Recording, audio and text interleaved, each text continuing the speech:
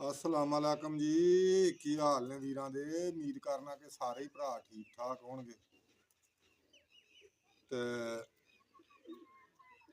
वीर जी गल यह कि अज आपां ना एक पट्ठे का मैं वीरां नूं शौक कराउणा अपणिआं नूं। पट्ठे का अज शौक कराउणा वा। नवां सार आया पट्ठा अल्लाह खैर करे। आ मेरे हाथ दे विच जिहड़ा पट्ठा ना इहदा शौक वीरां नूं कराउणा। ते माशाअल्लाह जी चड़ेल ब्रीड दे विचों ही पट्ठा बनिया वा। बाकी हुण अल्लाह खैर करे उड्डणे शुरू हो जाने आ। ते ये पूरा कबूतर है जी, पूरा जिन्होंने मुकम्मल कबूतर आंदे है ना, पूरा वड्डा कबूतर आ।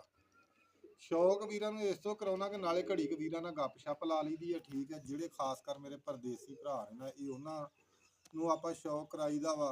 पाकिस्तान जिहड़े साडे वीर बैठे ने उन्हां दी बहुत मिहरबानी है, जिहड़े वीर सानूं सपोर्ट करदे ने।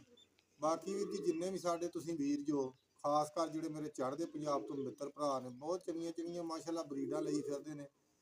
सरदार वीर जिहड़े मित्र भरा ने उन्होंने सत श्री अकाल, ते जिहड़े लहिंदे ते साडे मुसलमान भरा ने उन्होंने अस्सलाम वालेकुम।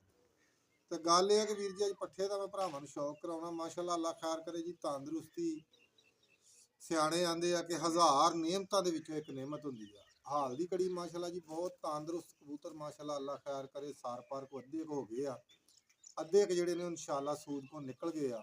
ये जिहड़े पुट्टे सी इन्हां दी मैं वीडियो भी भरावां नूं बना के उदों भी पाई सी, भरावां नाल मुखातब होए सी।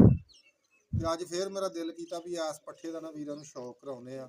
बहुत मैनूं एक पट्ठा प्यारा लगदा, बहुत प्यारा जिन्हों आंदे आ। ठीक आ, ते मैं आखिआ इहदा वीरां नूं भी शौक करा दिंदे आ, तुसीं भी कर लो। ते असीं ते खैर करदे ही रहिंदे आ, तुहाडे वीरां वास्ते आ।